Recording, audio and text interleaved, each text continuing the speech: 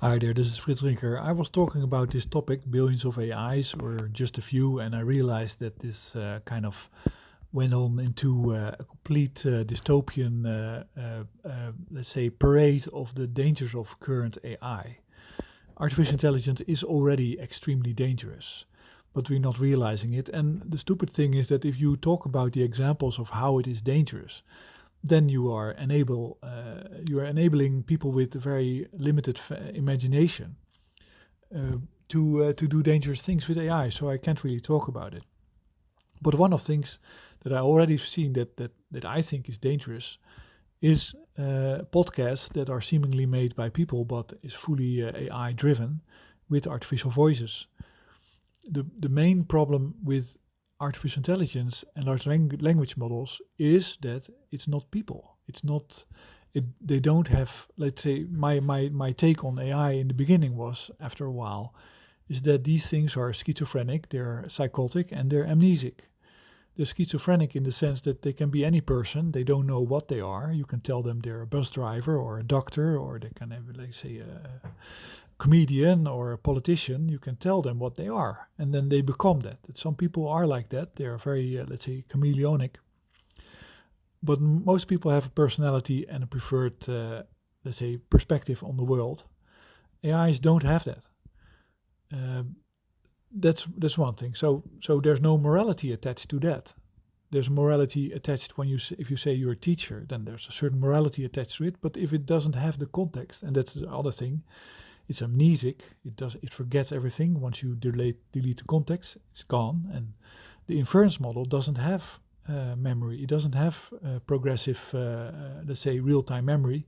You can add it on top of it as a context, but it doesn't have it. So that the next moment you talk to it and you say you're a frog or you're let's say I don't know, an astronaut. Fine, it's an astronaut.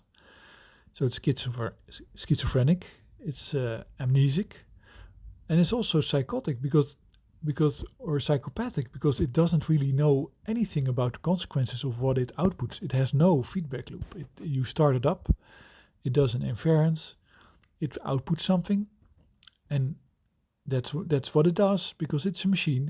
It has no filter like people have.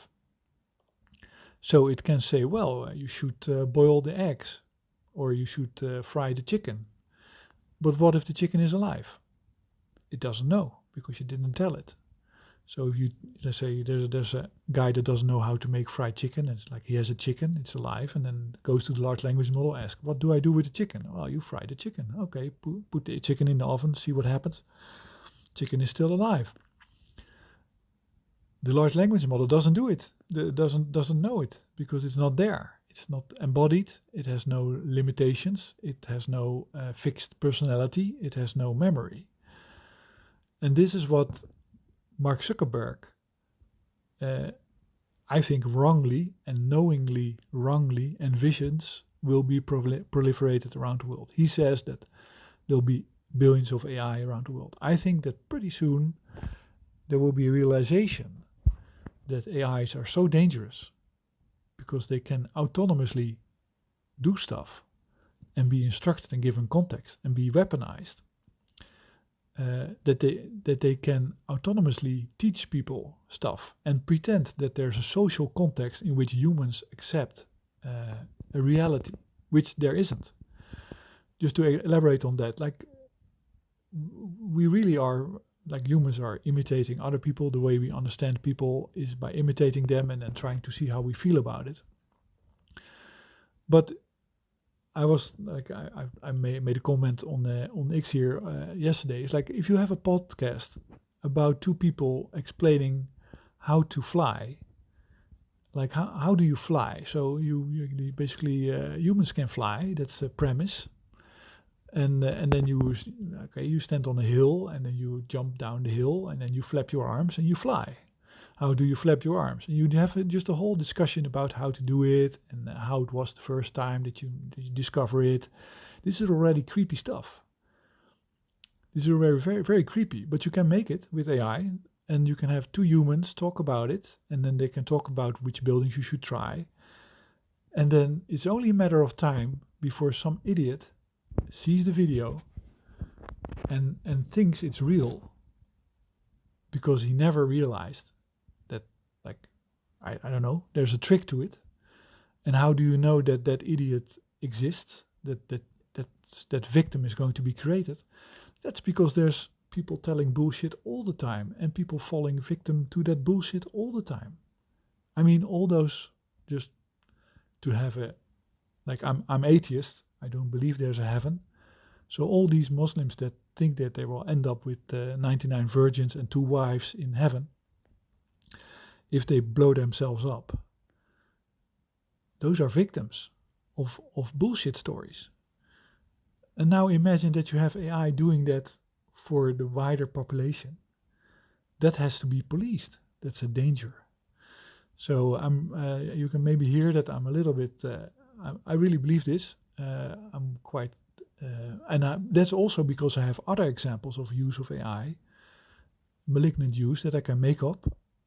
And I actually wrote about them already, but some of them would be new, and it's just a matter of imagination. If the people don't have the imagination to find, like figure out how to use the tools that they have for a bad, like in a bad way, then it's safe. So the safety of the world is in part caused by the lack of imagination of the most, let's say, the less intelligent people that are sooner to do stuff than the smarter people that know that have moral sense, or that just are too, let's say, too happy to be alive to do stupid stuff.